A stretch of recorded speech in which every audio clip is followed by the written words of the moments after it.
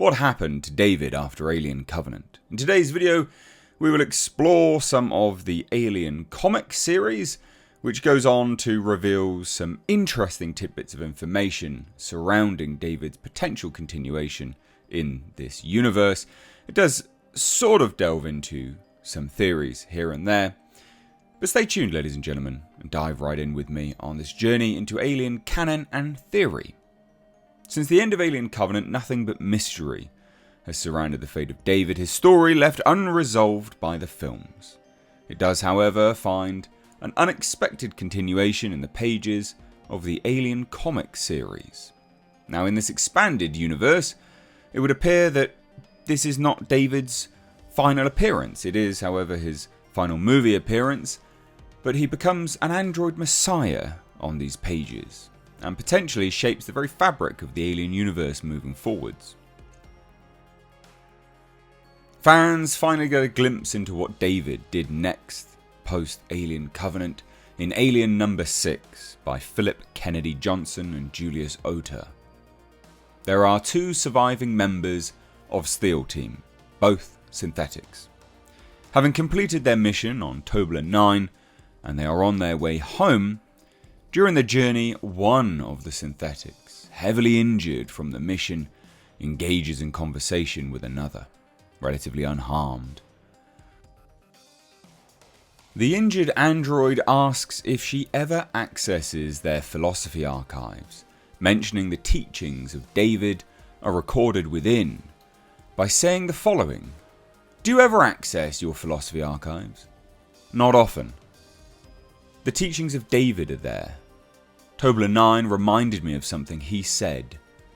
"When at last they are gone, humanity will leave behind two gifts to the universe, precious in equal measure: our creation and their own self-destruction." Now, this excerpt aligns perfectly with David's beliefs as revealed in the Alien prequels. Alien No. 6 implies several things about David. One, that David continues aboard the Covenant freely undisturbed by Weyland-Yutani, and as such continues to upload his philosophical ruminations to Mother, beaming them straight back to Weyland-Yutani HQ. It could also reveal that this psychotic god complex that David has in Covenant and, of course, Prometheus is something which was instilled in him from the very beginning. One thing is for certain, however, is that Alien No. 6 implies that David does actually become a messiah to other synthetics.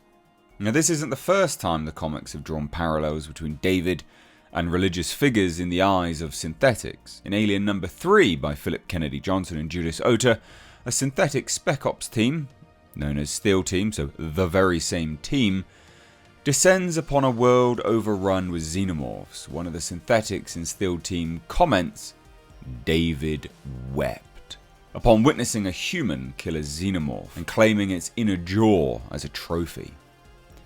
This reference to David wept is, of course, a direct parallel to the phrase Jesus wept, a theological statement reflecting the understanding of Jesus Christ's empathy towards human suffering. In the Alien universe, however, where there is a theory that David is the creator of the xenomorph, although I will say this is more the admiration David holds for the xenomorph, it is he who would weep at their suffering. Now, as the events of these comics are far, far post-Alien Covenant, how exactly did David go from hijacking a colony vessel to essentially becoming the android messiah? The answer actually might be found in the original Alien film. Weyland-Yutani was willing to sacrifice the crew of the Nostromo to acquire a xenomorph, as evidenced by the presence of the synthetic spy, Ash. But how did the company know where to look and what to look for? The answer might be David, although in the deleted files of Prometheus, they were always aware of LV-426 and a signal. But what is there and their knowledge of it may all be because of David. It is plausible that David had further encounters with the engineers following the events of Alien Covenant. Maybe even David returned to Earth. He could have provided Weyland-Yutani with information about this new alien lifeform. Or simply, he continued his experiments merrily off into space and continued to beam back his findings to Weyland-Yutani, some embedded loyalty left over for his father, perhaps. Now, this theory not only explains David's transformation from antagonist to messiah, but also seamlessly connects the prequel films with the original Alien, clarifies how David became a well-known religious figure among synthetics within the Alien canon, and how his actions paved the way for the events of the original Alien film. It's an interesting theory to explore, but one thing is for certain is that this Alien comic, if canon to the Alien universe, absolutely unequivocally reveals that David, post-Prometheus and Covenant, was absolved of his sins by Weyland-Yutani.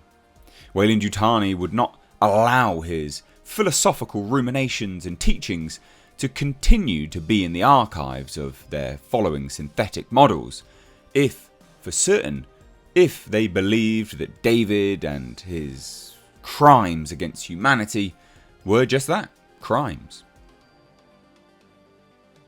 It would appear, I believe, that David was forgiven by Weyland-Yutani by way of information. Weyland-Yutani always wanted David to continue his mission and continue along his merry journey into deep space with the Xenomorph. Now, obviously, David's story may be finished in terms of film appearances, but it's nice to get subtle nods here and there in the continuing expanded universe and lore of Alien.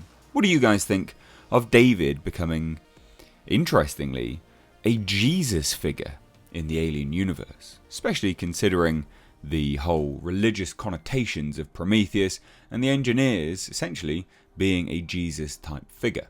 Let me know what you think down below. I'd genuinely be curious to hear your thoughts. Thank you so much for watching. Hit subscribe if you'd like to stay up to date on more explained videos and theory videos in the world of Alien. Cheers guys, take care, bye bye now.